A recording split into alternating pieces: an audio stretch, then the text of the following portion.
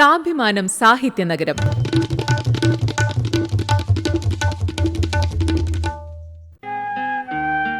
സ്മൃതി. കൂടല്ലൂരിൽ ജനിച്ച് കോഴിക്കോട് തന്റെ തട്ടകമാക്കി മാറ്റിയ MT വാസുദേവൻ നായർ മലയാളത്തിന്റെ പ്രിയപ്പെട്ട കഥാകാരനായി മാറി. സാഹിത്യനഗരം എന്ന പദവിയിലെത്തി നിൽക്കുന്ന കോഴിക്കോടിന് MTയുടെ സംഭാവനകൾ നിസ്തൂലമാണ്. നോവലുകളിലും സിനിമകളിലുമായി മലയാളിയുടെ ഹൃദയത്തിലേക്ക് കടന്നുവന്ന എത്രയെത്ര ശക്തരായ കഥാപാത്രങ്ങൾ. മഹാഭാരതത്തിലെ ഭീമനും വടക്കൻ പാട്ടിലെ ചന്തുവിനുമെല്ലാം അദ്ദേഹത്തിന്റെ തൂലിക പുതിയ മാനങ്ങൾ നൽകി. രണ്ടാം ഊഴത്തെക്കുറിച്ച് MT: എനിക്ക് ഭീമനെ എടുത്ത് കൊണ്ടുവരാനുള്ള ഒരു കാരണം, ഭീമന് വലിയ ഇഷ്ടമായിരുന്നു മരുമകൻ അഭിമന്യുവിന്. അഭിമന്യു യോദ്ധാവ്, 16 വയസ്സ്, മരിച്ചു. അവനെപ്പോലെ യുദ്ധം ചെയ്തവരില്ല. അപ്പം അന്ന് പടപ്പാളയത്തിൽ എല്ലാവരും ശോകമൂകരായി കരഞ്ഞുകൊണ്ടിരുന്നു. ഭീമന് വല്ലാത്ത ദുഃഖം, എപ്പോഴും വലിയച്ഛ എന്ന് പറഞ്ഞ് കൂടെ നടന്നിരുന്നത്. അത് കഴിഞ്ഞ് ഘടോൽക്കജൻ മരിച്ചു. ഘടോൽക്കജൻ മരിച്ചു കഴിഞ്ഞപ്പോൾ മൂത്താള് ധർമ്മപുത്രർ പറയാണ്, ഇങ്ങനെ പാണ്ഡവപക്ഷത്തിൽ ആരും യുദ്ധം ചെയ്തിട്ടില്ല. പാണ്ഡവർക്ക് ആദ്യമുണ്ടായ സന്തതി എന്തൊരു കഷ്ടം, നിലവിളിക്കുന്നു.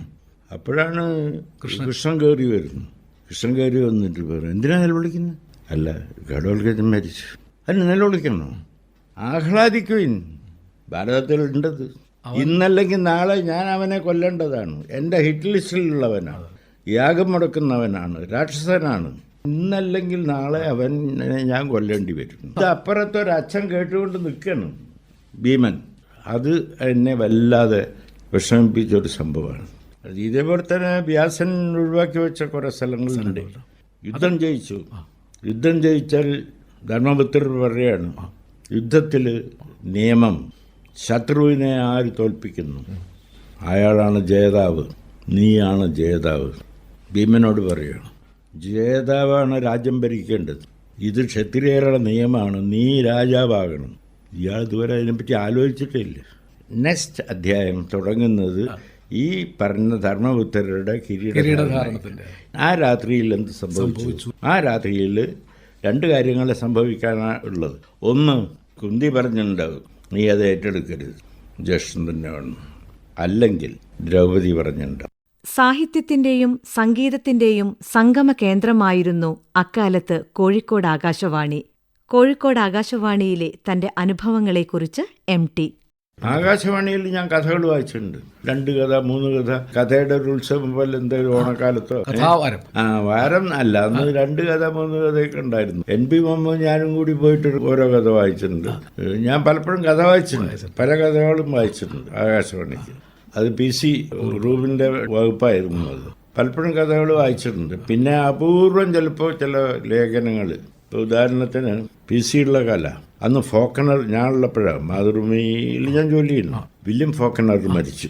അപ്പോൾ പെട്ടെന്ന് PC വിളിച്ചിട്ട്, വാസു ഫോക്കണർ വല്ലതും വായിച്ചിട്ടുണ്ട്?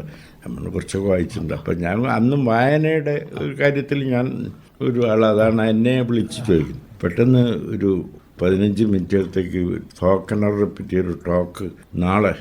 ഞാൻ ഡെയിലത്തെ പുസ്തകങ്ങളൊക്കെ മതി.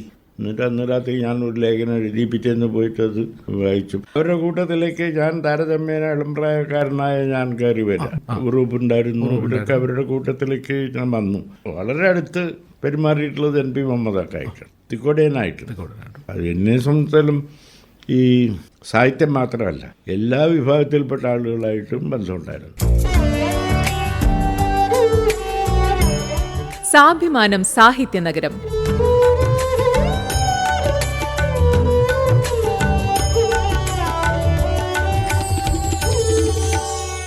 സാഭിമാനം സാഹിത്യനഗരം ഇനി ബുധനാഴ്ച രാവിലെ 7:10.